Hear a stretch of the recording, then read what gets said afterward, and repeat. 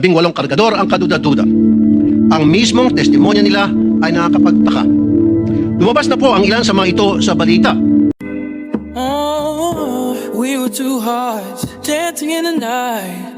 The whispers turned to shadow. Hindi lang po ang kredibilidad ng 18 kargador ang kaduda-duda.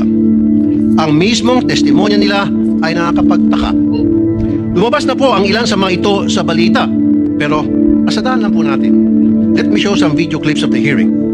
Video 1. Si Father Flappy ay hinatiran ko ng pera doon sa Mindanao Ab.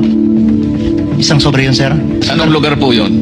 Sa Mindanao Ab, sa mismong simbahan niya, sir. Sa may gilid ng kalsada. Bakit po kayo nagdala ng pera doon sa pare? Kasi, sir, hindi ko ano, sir, kung paano nila yun, sir, eh. Basta nagdala na kami ng pera, sir. Tapos doon, sa 33... Maleta din ba dinala mo?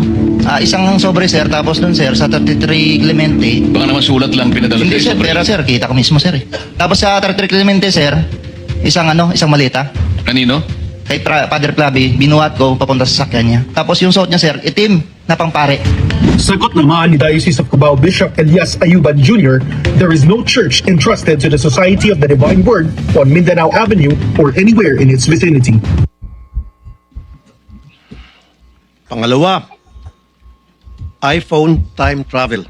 2024 pa lang, wala pang iPhone 16e noong 2024. Pumutok yung flood control po 2024. Nakapagsalita na po dito si Master Sergeant Orly Gutisa. Ngayon, maraming nagliligaw sa amin. Ano po?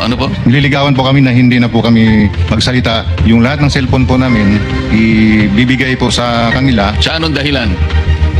Papalitan po ng mga bago po, iPhone po. Ano bang klase yung mga cellphone nyo? Nokia? iPhone 16. So papalitan nila ng mas maganda. Yes, Your Honor. Alam ninyo yung dahilan kung ba't nila gagawin yun? Kasi nandun yung mga picture namin yun. Anong klase ng cellphone para ma-record? iPhone 16e, 128GB. Nang i-check ng News 5 sa mismong website ng Apple, lumalabas na February 21, 2025 ang pre-order na naturang model na sinasabi ng Bagman sa hearing. Pangatlo, pinili na impormasyon. Ano ang nangyari sa pagpapalabas ng katotohanan? Kung pinipili lang nila kung sino ang ilalabas. Malinaw ang detalye nila sa una nilang affidavit tungkol sa mga maletang dinala sa ilan naming kasamahan dito na may address pa. Pero bakit parang mirakulo na naglaho ang naratibo tungkol dito? Sa original affidavit nung mga dating sundalo, nandun din si Senator Loren Lau at saka yung magkapatid na Villars. Ngayon ko lang nakita yung affidavit. I have not read, etc. Pangapat, aking pinasilip ang lugar na yon sa Makati. Video 4, money changing. Nag-advise po si boss, magpapalit kami ng piso to dollar na 2 maleta doon sa Makati po. Bibili kayo ng US dollar? Yes, Your Honor. Dinala po namin ito sa Per Bank Makati, Salcedo Village po. Dalawang maleta worth of 50 to 60 M po ang laman. Aking pong pinasilip ang lugar na yun sa Makati at walang record ng money changer sa Pearl Bank Building.